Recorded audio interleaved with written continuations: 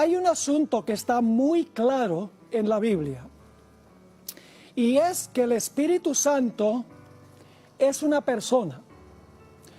Ahora, podemos saber en cuanto a los frutos del Espíritu, podemos saber en cuanto a los dones del Espíritu y la obra del Espíritu, pero no nos es posible explicar la naturaleza del Espíritu Santo.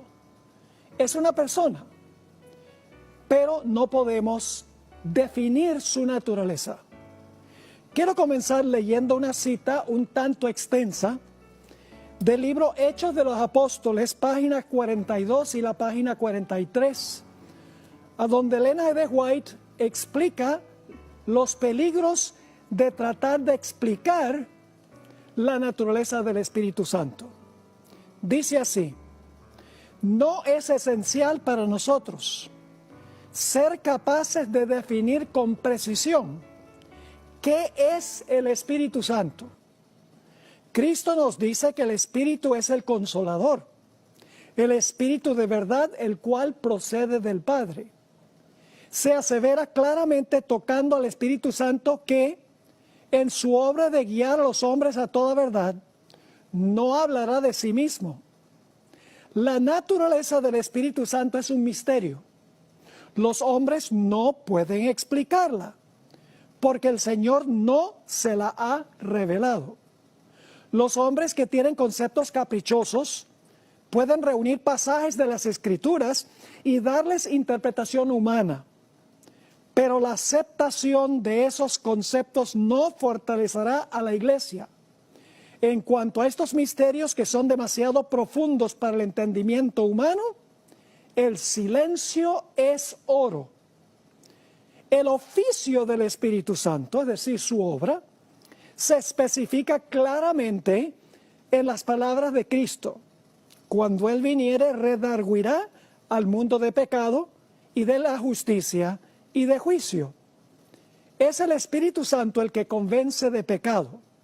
Si el pecador responde a la influencia vivificadora del Espíritu, será inducido a arrepentirse y a comprender la importancia de obedecer los requerimientos divinos.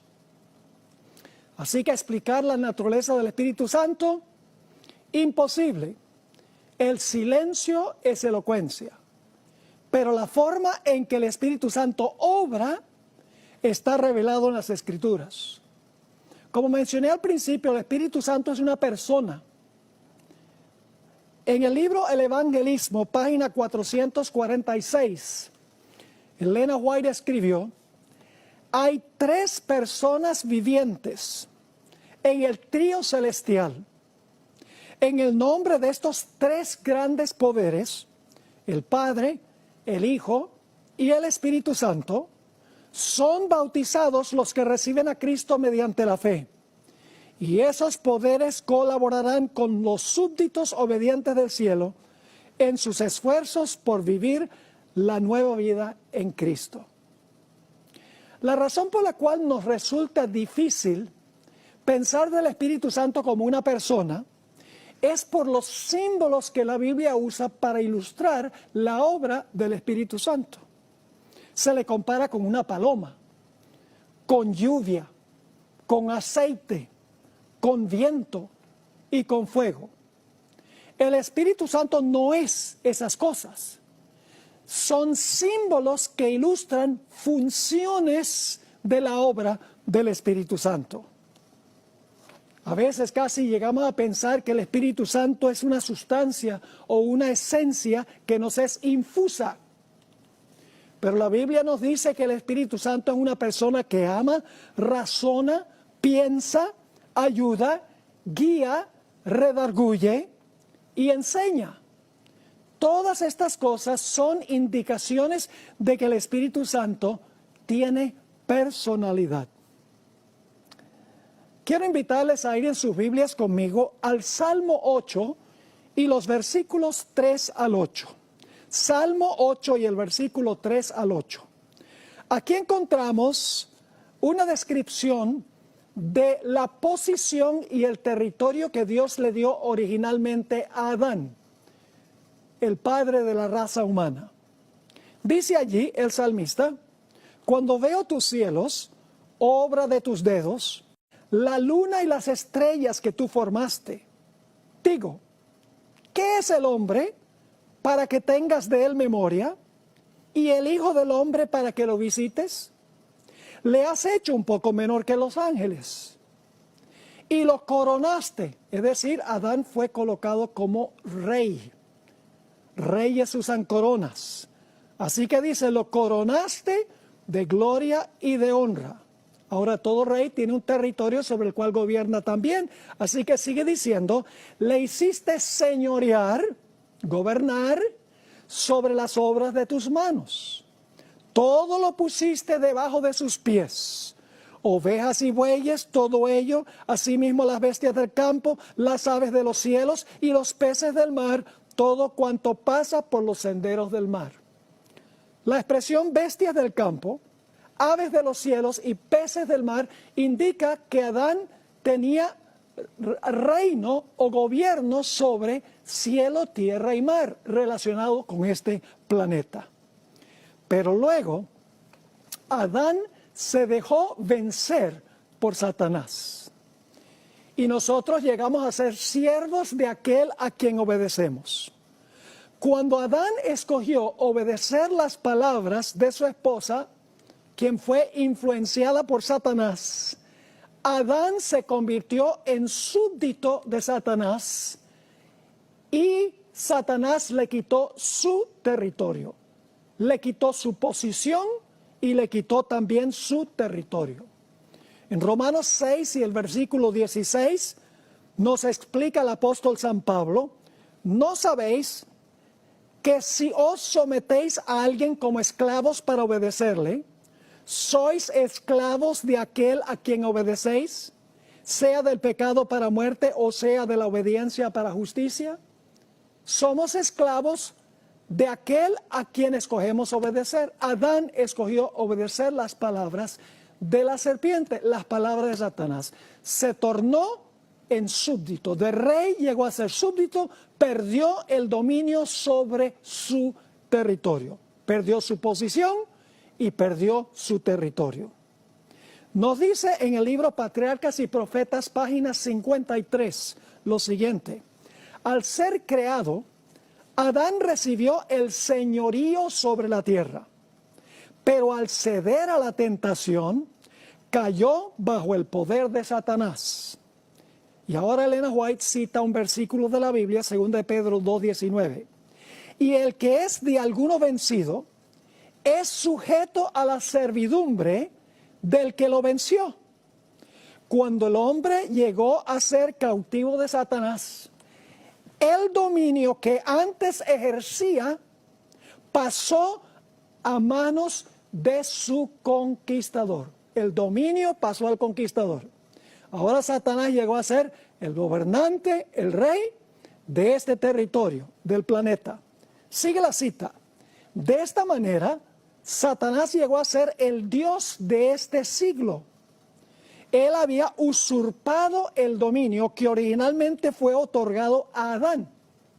Pero Cristo, mediante su sacrificio, al pagar la pena del pecado, no solo redimiría al hombre, sino que también recuperaría el dominio que éste había perdido.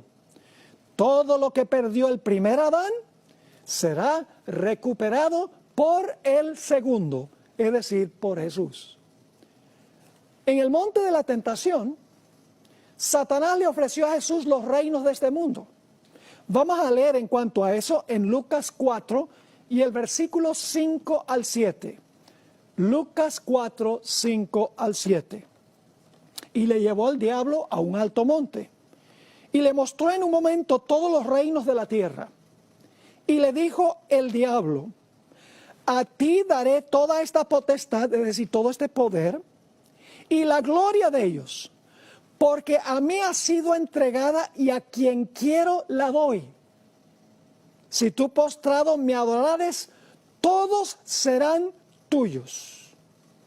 Satanás está diciendo: yo soy el dueño ahora de este planeta, si tú quieres este planeta sin tener que morir, te arrodillas un momento, me adoras y yo te lo entrego todo sin necesidad de sufrir y de morir.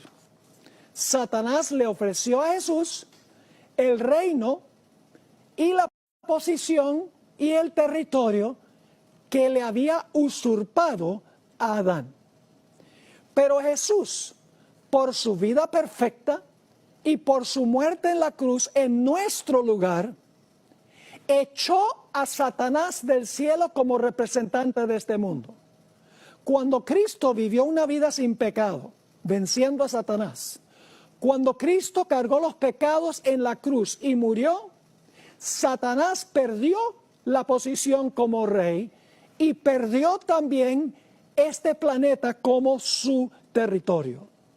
Notemos Juan 12 y el versículo 31 al 33. Y yo sé que algunos están pensando, pero pastor, no pareciera que Jesús fuera el rey de este mundo y que este territorio fuera de él. Esperen, vamos a explicar eso. Juan 12, 31 al 33.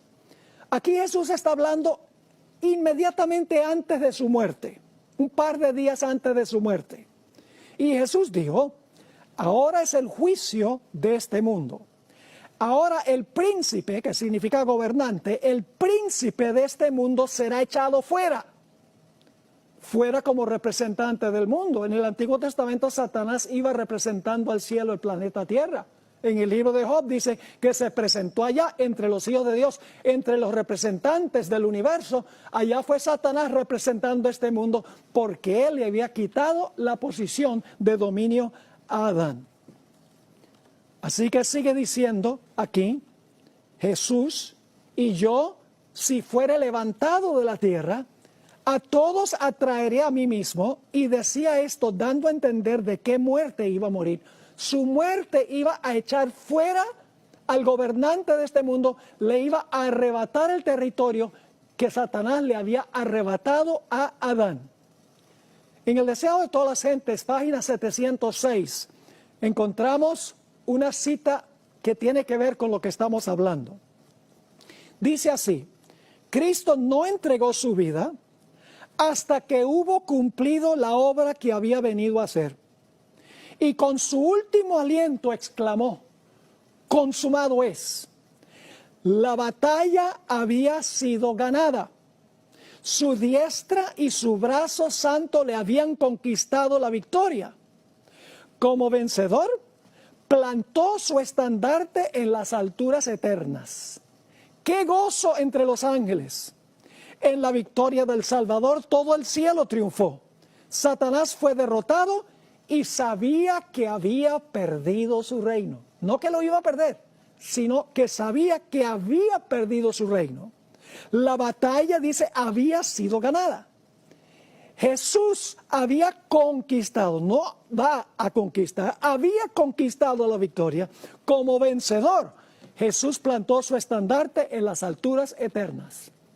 Jesús le quitó a Satanás la posición de rey y le quitó su territorio, el planeta Tierra. En Apocalipsis 12, 10 al 12, encontramos la reacción del cielo ante la victoria de Jesús.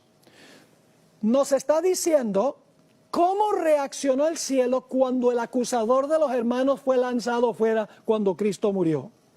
Dice ahí en Apocalipsis 12 y el versículo 10, entonces oí una gran voz en el cielo que decía, ahora ha venido la salvación, el poder y el reino de nuestro Dios y la autoridad de su Cristo. Porque ha sido, noten que está recordando lo que pasó en la cruz, porque ha sido lanzado fuera el acusador de nuestros hermanos. Lo hacía en el cielo. El que los acusaba delante de nuestro Dios día y noche.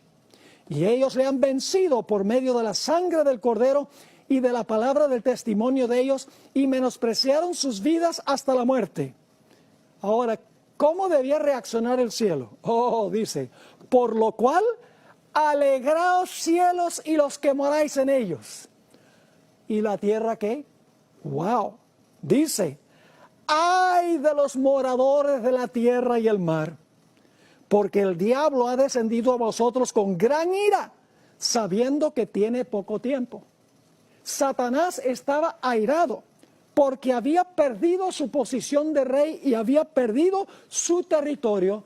Y él dijo, pues Jesús tendrá que venir a quitármelo. Jesús legalmente se lo quitó.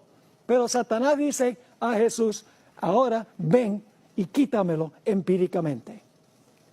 Aun cuando Satanás perdió legalmente su posición como rey y su territorio, no los va a entregar sin una batalla a muerte. Desafía a Jesús que le quite el dominio y el territorio. Por eso la batalla y la guerra continúa. Porque Satanás sabe que perdió, pero no se va a rendir sin una gran lucha. Ahora vamos a ver qué sucedió en el día del Pentecostés. En Hechos el capítulo 2 y el versículo 1 al 4 nos describe lo que ocurrió en el día del Pentecostés. Dice allí, en el versículo 1, cuando llegó el día del Pentecostés, estaban todos unánimes juntos, y de repente vino del cielo un estruendo como de un recio viento. Primer fenómeno, recio viento, que soplaba, el cual llenó toda la casa donde estaban sentados. Y se les aparecieron lenguas repartidas como de fuego. Segundo fenómeno, fuego, asentándose sobre cada uno de ellos. Y fueron todos llenos del Espíritu Santo. Ahora escuchen, fueron llenos del Espíritu Santo y comenzaron a hablar en otras lenguas según el Espíritu les daba que hablasen.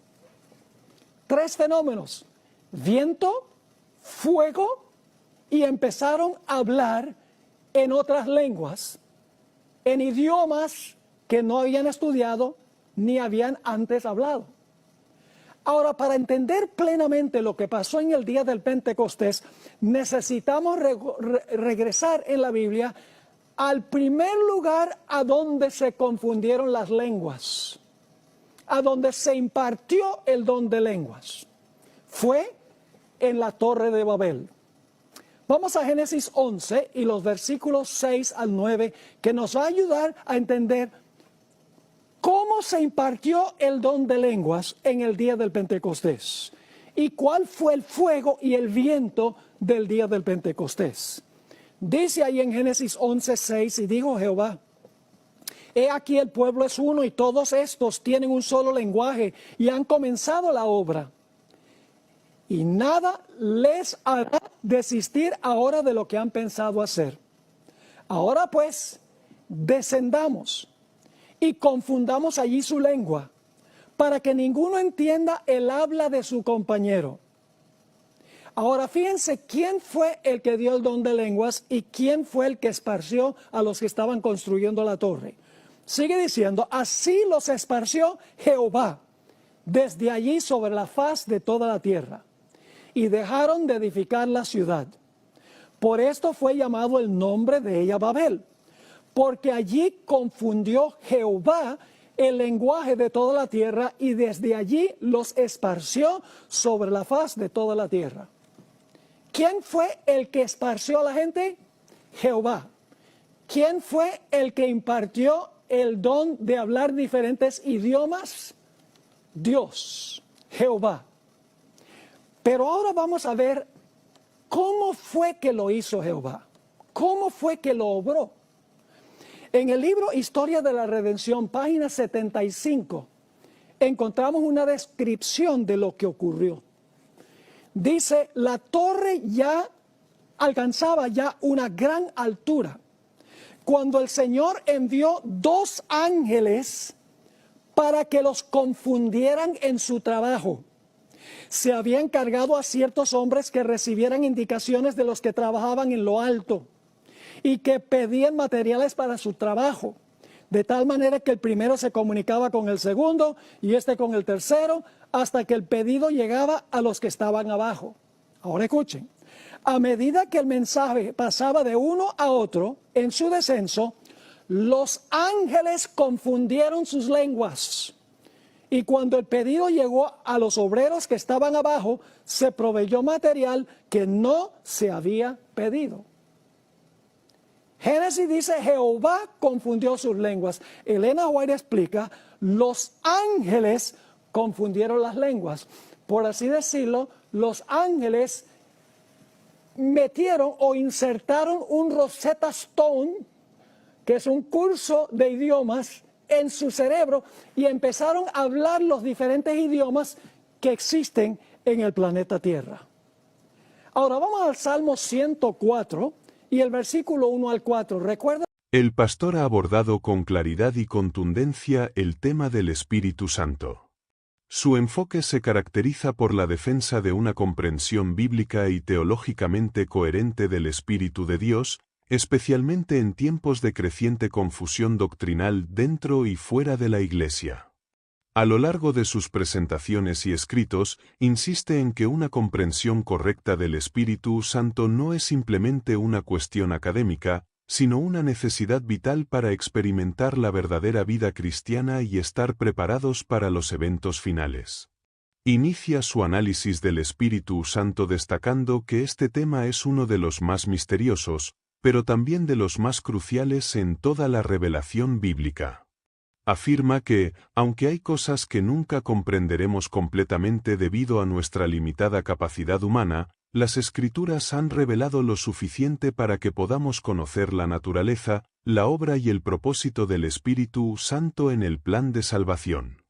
Enfatiza que no debemos ir más allá de lo que está escrito, ni adoptar conceptos de origen filosófico o espiritualista que tergiversan la enseñanza bíblica. Uno de los aspectos fundamentales de su enseñanza es que el Espíritu Santo es una persona divina, no una fuerza impersonal. Cita con frecuencia textos como Juan 2 y 16 y 17, donde Jesús promete enviar otro Consolador, y recalca que la palabra griega parakletos se refiere claramente a una persona que ayuda, consuela y enseña. Para Bohr, esta distinción es esencial porque muchas corrientes teológicas modernas presentan al Espíritu Santo como una especie de energía o influencia, despojándolo de su personalidad y divinidad. El pastor Bohr es enfático al declarar que el Espíritu Santo es la tercera persona de la divinidad. Esta afirmación se basa en múltiples textos bíblicos, incluyendo la fórmula bautismal de Mateo 28:19, donde Jesús ordena bautizar en el nombre del Padre, del Hijo y del Espíritu Santo.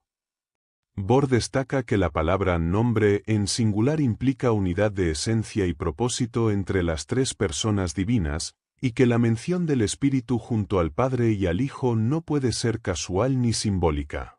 Para él, negar la personalidad y la divinidad del Espíritu es socavar la Trinidad misma y alterar el fundamento del cristianismo.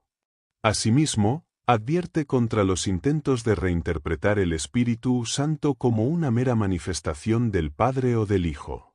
Considera estas posturas como herencias del arrianismo y del unitarianismo, herejías antiguas que han resurgido con nuevos ropajes. Él explica que aunque el Espíritu procede del Padre y es enviado por el Hijo, como se observa en textos como Juan 15:26, esto no significa subordinación ontológica, sino un orden funcional dentro de la economía divina. El Espíritu no es menos Dios que el Padre o el Hijo, y merece la misma reverencia y obediencia. Otro aspecto esencial en su enseñanza es la obra del Espíritu Santo en la vida del creyente. Él enseña que el Espíritu es el agente directo de la conversión, el nuevo nacimiento y la santificación. Basándose en Juan 3, 5 al 8, donde Jesús dice que es necesario nacer del Espíritu para entrar en el reino de Dios, Bohr recalca que ninguna transformación es posible sin la intervención divina. No se trata de un mero cambio de conducta, sino de una regeneración interna producida por el Espíritu en el corazón humano. Esta regeneración es el comienzo de una vida guiada por el Espíritu.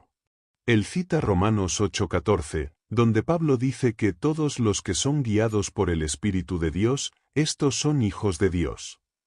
Esta dirección del Espíritu no es emocionalismo ni subjetivismo, sino una guía concreta que se manifiesta en conformidad con la palabra de Dios. El Espíritu nunca conduce en contra de las Escrituras, ni genera experiencias espirituales desconectadas de la verdad revelada. Por eso, Bohr insiste en que discernir la obra genuina del Espíritu es crucial para evitar los engaños satánicos de los últimos días. En su análisis escatológico, el pastor Bohr relaciona íntimamente al Espíritu Santo con el mensaje de los 3 ángeles y el sellamiento final del pueblo de Dios.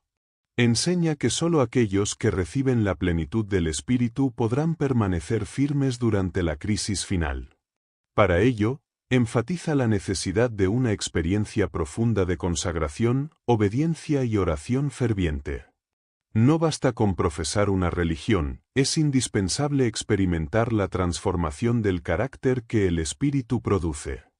Además, destaca que el derramamiento del Espíritu en la lluvia tardía será una repetición aumentada de lo que ocurrió en Pentecostés. Basándose en Joel 2 y Hechos 2, argumenta que el Espíritu será dado con poder a aquellos que hayan sido purificados por la verdad y estén completamente entregados a Dios. Este derramamiento preparará al pueblo remanente para dar el fuerte pregón y resistir la marca de la bestia.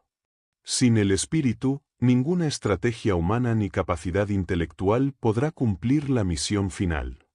Sin embargo, también advierte que antes de la manifestación verdadera del Espíritu, vendrá una contrafacción satánica. Inspirado en textos como Mateo 24:24 y 2 de Tesalonicenses 2, 9 al 12, afirma que Satanás imitará el derramamiento del Espíritu mediante señales, milagros y supuestas conversiones masivas. Estas manifestaciones engañosas buscarán desviar incluso a los escogidos, si fuera posible. Por ello, el pastor llama al pueblo de Dios a estar anclado en la palabra y a no dejarse llevar por emociones o apariencias. Otro punto importante en su enseñanza es el papel del Espíritu Santo en la inspiración de las Escrituras. Cree firmemente que la Biblia fue escrita bajo la dirección del Espíritu y que este mismo Espíritu nos ilumina para comprenderla. Cita 2 de Pedro 1:21, donde se dice que los santos hombres de Dios hablaron siendo inspirados por el Espíritu Santo, y afirma que este principio es la base de la autoridad bíblica. Para él, el Espíritu jamás contradice la palabra, y cualquier supuesta revelación que esté en conflicto con la Biblia debe ser rechazada como falsa. En cuanto a la relación entre el Espíritu y los dones espirituales, enseña que todos los verdaderos dones provienen del Espíritu, y que su propósito es edificar la Iglesia y glorificar a Cristo. Advierte contra el uso egoísta, teatral o manipulador de los dones, especialmente del don de lenguas. Cree que el verdadero don de lenguas consiste en hablar idiomas reales para la predicación del Evangelio, como sucedió en Pentecostés. Las expresiones ininteligibles o estáticas que se presentan como lenguas celestiales son, en su opinión, una falsificación que se ha infiltrado incluso en círculos cristianos sinceros. Un aspecto que enfatiza con fuerza es que el Espíritu Santo exalta a Cristo, no a sí mismo. Citando Juan 4:13 y 14, donde Jesús dice que el Espíritu no hablará por su propia cuenta y que me glorificará, Bohr señala que cualquier experiencia espiritual que no conduzca a una relación más profunda con Cristo debe ser examinada cuidadosamente.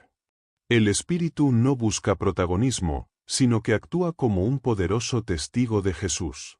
Por tanto, una obra que dice venir del Espíritu pero que desvía la atención del Salvador es sospechosa y potencialmente peligrosa. También aborda con seriedad el peligro de blasfemar contra el Espíritu Santo, considerado el pecado imperdonable. Basado en Marcos 3:29 y Hebreos 10 y 26 al 29, enseña que este pecado consiste en una resistencia persistente y deliberada a la voz del Espíritu. No es una falta ocasional o un momento de duda, sino una actitud continua de rebelión que endurece el corazón hasta el punto de apagar la luz divina. Bohr hace un llamado solemne a no jugar con la gracia de Dios, pues el rechazo del Espíritu es, en última instancia, el rechazo de la salvación. Además, el pastor no ignora el papel del Espíritu Santo en la comunidad eclesiástica. Enseña que la unidad verdadera solo puede lograrse bajo la dirección del Espíritu, quien conduce a todos los creyentes a la misma verdad. Rechaza la noción de que el Espíritu promueve la diversidad doctrinal o la relatividad teológica. Cuando todos están bajo la influencia del mismo Espíritu, hay armonía en la fe, en la práctica y en la misión. Este principio, dice, es vital para la Iglesia remanente que debe dar al mundo un testimonio claro, sin confusión doctrinal. Por otra parte, vincula estrechamente la obra del Espíritu con la santidad. Cree que el Espíritu no solo nos convence de pecado, sino que nos capacita para vivir en obediencia. Enfatiza que la santificación es tanto una obra divina como una cooperación humana. El creyente debe rendirse completamente, y el Espíritu realiza la transformación. Rechaza el perfeccionismo legalista, pero también la gracia barata. Enseña que el fruto del Espíritu en Gálatas 5 y 22 y 23 es la evidencia de una vida llena del Espíritu, y no las emociones ni los dones espectaculares. También es importante notar que defiende la continuidad del Espíritu en la historia del pueblo de Dios. Señala que el Espíritu estaba presente en la creación, en el Antiguo Testamento, en el ministerio de Jesús, en la Iglesia primitiva y en el tiempo del fin. Esta presencia constante del Espíritu demuestra que no es una novedad del Nuevo Testamento, sino una persona activa en todas las etapas del plan de redención. La diferencia entre las dispensaciones no es la presencia del Espíritu, sino la medida y la manifestación de su poder. Bohr encuentra especial gozo en enseñar que el Espíritu Santo es el Consolador que habita en el creyente. Reafirma la promesa de Jesús en Juan 2 y 16 y 18 de que el Espíritu estaría con nosotros y en nosotros, guiándonos, fortaleciéndonos y preparándonos para la eternidad. Enseña que esta presencia interior del Espíritu es la garantía de la herencia futura, como dice Efesios 1 y 13 y 14. Por eso, vivir en comunión con el Espíritu no es una opción, sino una necesidad vital para todo verdadero cristiano. La enseñanza del pastor Esteban Bohr sobre el Espíritu Santo es sólida, bíblica y profundamente espiritual. Reconoce al Espíritu como una persona divina, esencial en la experiencia de la salvación, la vida cristiana y la misión final del remanente. Rechaza los extremos del emocionalismo sin fundamento bíblico y del intelectualismo sin vida espiritual. Llama a una experiencia equilibrada, donde el Espíritu guía al creyente a toda la verdad, lo transforma a la imagen de Cristo, lo capacita para el servicio y lo prepara para recibir la lluvia tardía. Este mensaje es un llamado a abrir plenamente el corazón a la obra del Espíritu, no para buscar experiencias sensacionales, sino para ser transformados en carácter. En un mundo lleno de confusión espiritual, donde muchas voces claman ser guiadas por el Espíritu, insta a seguir la única voz segura, la del Espíritu que inspiró las Escrituras y que siempre nos conduce a Cristo y a su justicia. También considera que uno de los grandes desafíos actuales en la comprensión del Espíritu Santo es la influencia del ecumenismo moderno, el cual, bajo la apariencia de unidad espiritual, propone una falsa obra del Espíritu. Él advierte que muchas de las reuniones interconfesionales que apelan a una unidad del Espíritu no están fundamentadas en la verdad bíblica, sino en una experiencia religiosa genérica, desprovista de doctrina y discernimiento. En este contexto, sostiene que el verdadero Espíritu Santo jamás conducirá a la apostasía ni a unir a los creyentes con sistemas que han rechazado la verdad. En relación con esto, analiza con profundidad los peligros del movimiento carismático, el cual, según él, ha introducido en la cristiandad una versión distorsionada del Espíritu Santo. Observa que este movimiento promueve una adoración centrada en los sentimientos, con manifestaciones ruidosas, desordenadas y en muchos casos similares a prácticas paganas. Sostiene que aunque muchos de sus participantes son sinceros, han sido engañados por un espíritu que imita al verdadero pero que en realidad proviene del enemigo. Basado en 1 Corintios 14, enfatiza que el Espíritu de Dios actúa con orden, con claridad, con reverencia y en plena armonía con la verdad revelada. Esteban Bor también considera que el Espíritu Santo juega un papel clave en la proclamación del Evangelio eterno. Él cree que la predicación eficaz no es producto del talento humano, sino del poder del Espíritu. Como Pablo escribió en 1 Corintios 2:4, su predicación no fue con palabras persuasivas de humana sabiduría, sino con demostración del Espíritu y de poder. Bor anima a los predicadores y obreros laicos a depender completamente del Espíritu Santo, a orar intensamente antes de hablar en nombre de Dios, y a dejar que sea el Espíritu quien convenza de pecado, justicia y juicio. Asimismo, enfatiza que el Espíritu Santo no solo actúa a través de los predicadores, sino también en la vida devocional personal. Enseña que al abrir la Biblia con un espíritu de oración y humildad, el creyente puede recibir iluminación directa del Espíritu para comprender las Escrituras. A este proceso lo llama iluminación espiritual, y lo diferencia claramente de la inspiración profética. Mientras que los profetas fueron inspirados para comunicar la revelación divina, los creyentes son iluminados por el Espíritu para entenderla y aplicarla a su vida. Esta obra es esencial para crecer en la fe y mantener una comunión constante con Dios. Otro elemento relevante en la exposición de Bor es la conexión entre el Espíritu Santo y el santuario celestial. Enseña que el Espíritu cumple una función vital en la aplicación del ministerio de Cristo como sumo sacerdote en el lugar santísimo. Fue mediante el Espíritu eterno que Cristo se ofreció a sí mismo sin mancha a Dios, y es por medio de ese mismo Espíritu que ahora el poder de la sangre de Jesús se aplica en la conciencia del creyente. Así, el Espíritu no es un actor secundario en la redención, sino un participante activo en cada fase del plan de salvación. En este sentido, Bor recalca que el Espíritu Santo también trabaja en la intercesión. Donde se dice que el Espíritu intercede por nosotros con gemidos indecibles, Bor explica que el Espíritu coopera con Cristo en la obra de intercesión, ayudando a los creyentes en su debilidad, dándoles palabras para orar cuando no saben cómo hacerlo, y alineando sus súplicas con la voluntad divina.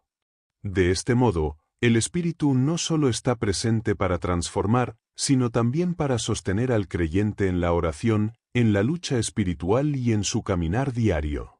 También es frecuente que Bor hable del Espíritu Santo en el contexto de la profecía.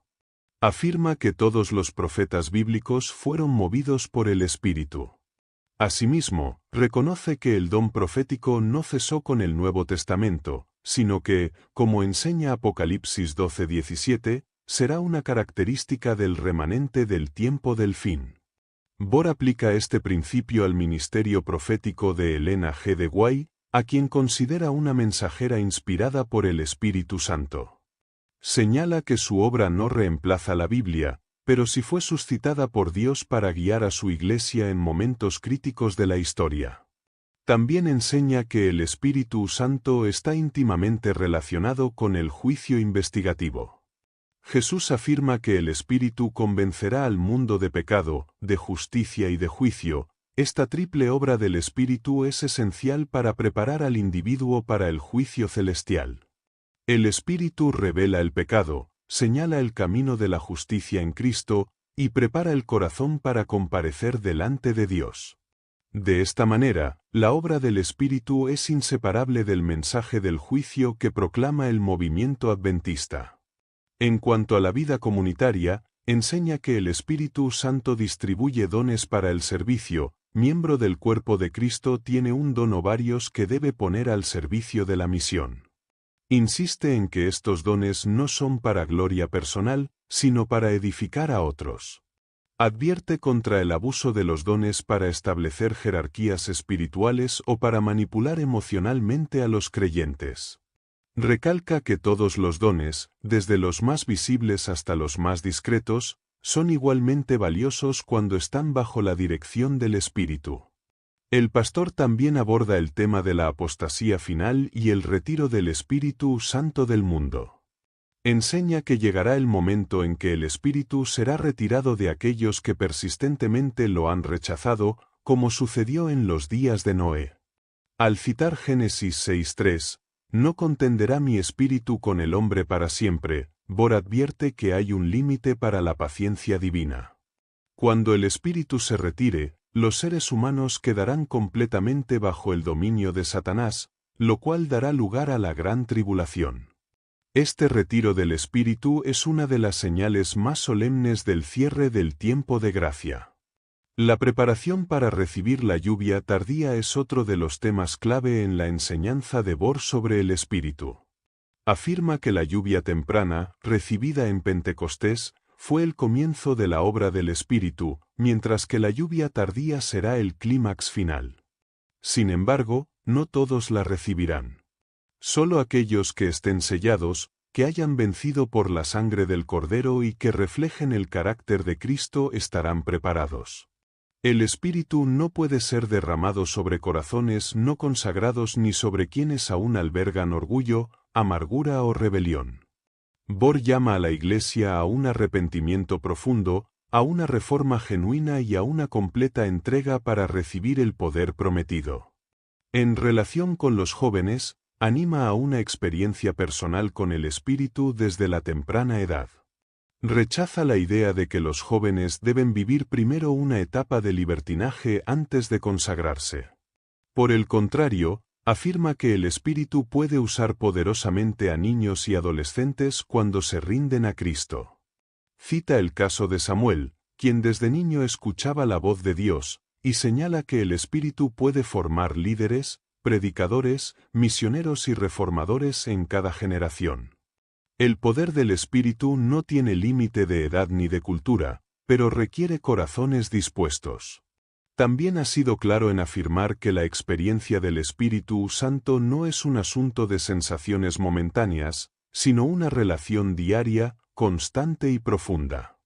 Enseña que no podemos vivir con la fe de ayer ni depender de experiencias pasadas. El Espíritu quiere renovar nuestra vida cada día. A través del estudio de la Biblia, la oración ferviente y la obediencia, podemos recibir continuamente la presencia del Espíritu. Bor advierte contra el peligro de vivir una religión rutinaria, seca, sin la unción diaria del Espíritu. Una religión sin el Espíritu es una forma sin poder, una estructura vacía que no puede salvar ni transformar. Finalmente, Bor concluye su enseñanza sobre el Espíritu con un llamado urgente. Invita a cada creyente a clamar por el Espíritu como un don indispensable. Cita la promesa de Lucas 11:13, pues si vosotros, siendo malos, sabéis dar buenas dádivas a vuestros hijos, cuanto más vuestro Padre Celestial dará el Espíritu Santo a los que se lo pidan. Para Bor, esta es una de las promesas más poderosas de toda la Biblia. Dios está más dispuesto a dar su Espíritu de lo que nosotros estamos dispuestos a pedirlo. Pero la condición es clara: pedir, buscar, llamar, rendirnos completamente a su voluntad. Gracias, mis apreciados hermanos, por haberse quedado hasta el final. Les invitamos a compartir este vídeo con todos sus contactos y a suscribirse a nuestro Ministerio de Promesas Eternas.